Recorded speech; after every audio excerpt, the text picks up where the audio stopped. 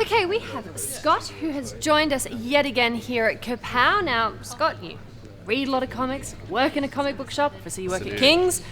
Tell us, what's some of the stuff that's been going really, really well at King's? What's been selling? Well, a really big event series at the moment is through Marvel. It's Avengers vs X-Men. Yep, of course. A lot of people know this one already. It goes for 12 issues, and it's Marvel often do these things annually. They're like a big event, a big story arc.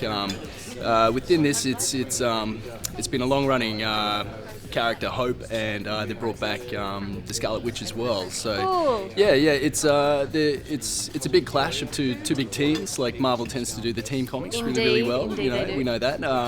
But really, you often get X-Men is a very convoluted series sometimes. There's a lot of offshoots from X-Men, a lot of characters, and it gets a bit confusing sometimes. Yeah, the mutant world tends to be almost separate from the rest of the Marvel world. And these days we're seeing things like the Avengers movie, Thor and Cap, and all these characters that are fan favourites of everyone, come into light, but really, the X-Men have been the really popular thing. I think it's time that they merged the two together. So that's what I think they're endeavouring to do with this series, and it's been really popular. It's been selling out every issue. That's amazing. That's like really I said, good. Yeah, it's going to get to 12 issues, and but hopefully after this we'll see a lot more of the mutant world merge with the Marvel world. I mean, we've got these great characters from both, but they're often so separate. So it'd be nice to see them come together again. By the end, we're getting this great clash of the two teams, and hopefully the outcome will be something really, really new and interesting and fresh. So speaking of new and interesting, over the next few weeks, obviously, we're not going to be around, so is there some exciting stuff coming up that you think is worthwhile checking out?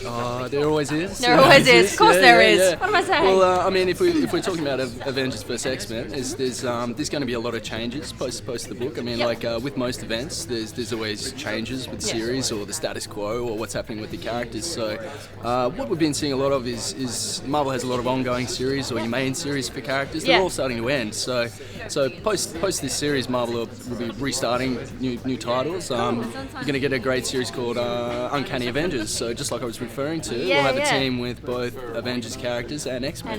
That's pretty cool. So they're kind of doing a DC New 52 reboot, but with the Marvel universe. You could think of it that way.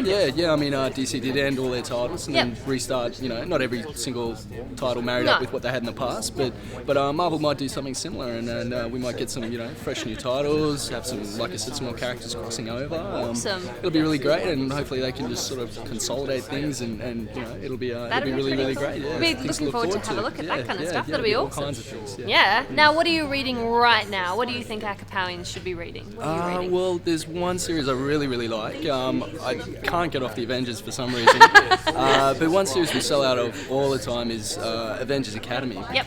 And Academy is you can almost consider it like the Teen Titans of Marvel. They're not so much sidekicks of the heroes, but basically they're a group of angsty teens that all have powers that are similar to, say, Rogue from the X-Men. Like their powers affect them in some way, or there's huge egos in the group and things like that. And they're all new characters. They're interesting to read about, and it is the one series that I can't wait to read every time it comes out. It seems to have grabbed a lot of readers.